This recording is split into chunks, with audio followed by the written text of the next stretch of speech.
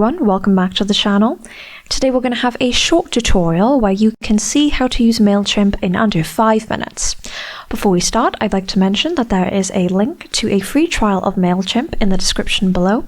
So if you just scroll down to the description and click that link, it'll take you to a completely free trial of Mailchimp for you to try out. With that said, let's get on with the tutorial.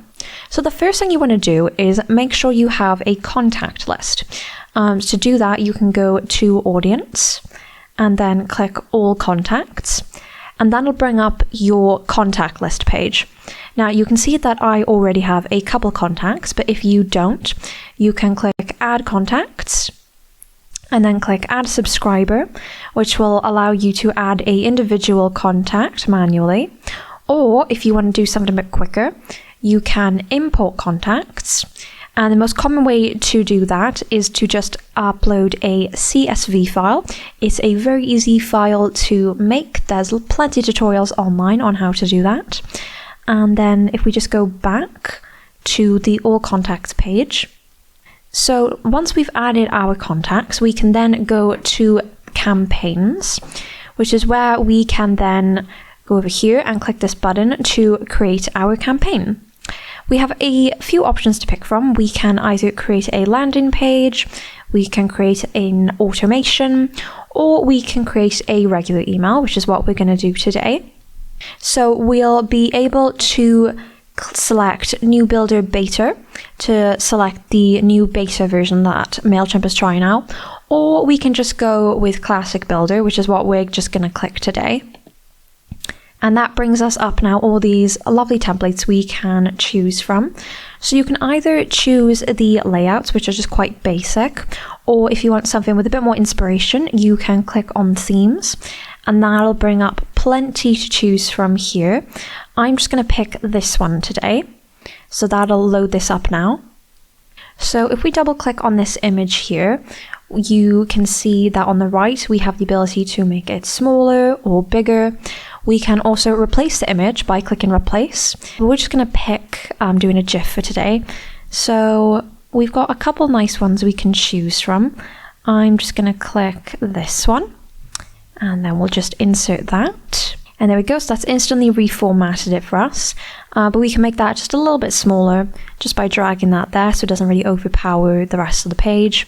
We can also easily edit text by double clicking it, and that'll bring up this page on the right here where we can easily just type in whatever text we want. And you can keep customizing and customizing until it fits your needs, but I'm pretty happy with this for now, so I'm just going to go to Continue. And now that we've done the actual designing of our email, this page allows us to now toggle the settings a bit more. So the first thing we're going to do is, first of all, we'll give this a title. So edit name, I'm going to call this tutorial. We'll just click save on that. So there we go, so it's got a title now.